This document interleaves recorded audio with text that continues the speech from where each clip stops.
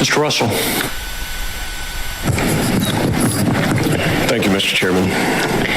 It's been interesting to hear some of the constitutional arguments today, but there's nothing in the Constitution that speaks to civilian control of the military, that the president has to, in a certain fashion or manner, appoint a Secretary of War, or as we call it today, a Secretary of Defense.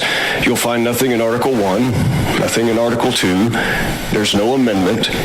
In 1947, there was the National Defense Act that was established, and it did lay out the guidelines that needed a waiver with General Marshall. So we often speak that he was the only exception of having a uniformed member in a short time span take over the leadership of the Department of Defense. That's simply not historically accurate.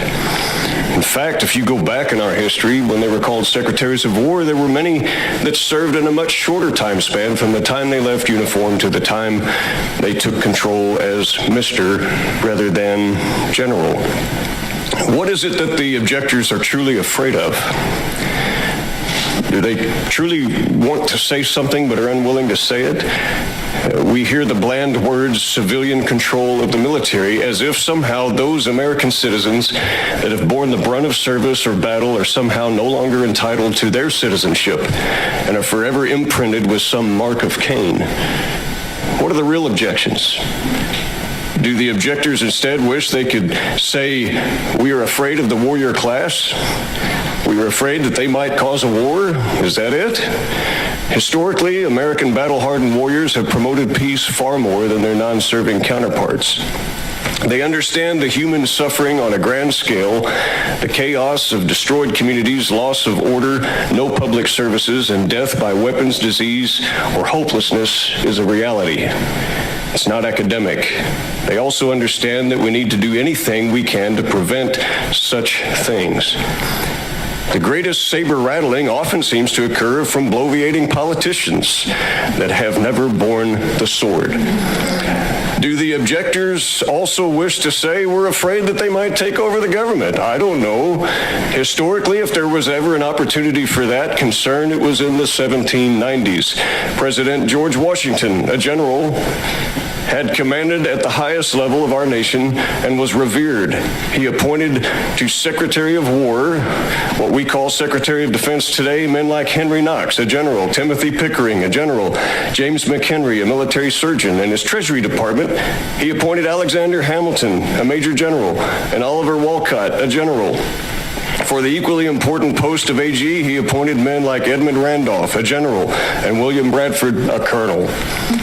If there ever was a nascent time and country with military leaders in charge that had the most at stake and generals in the most important post, it was then. Instead, General Washington relinquished the most powerful position in the land and peacefully transitioned government and refused a third presidential term, something that many of the opponents cannot say with their own party. And instead, what we see is a peaceful transition of government led by example. He set the example.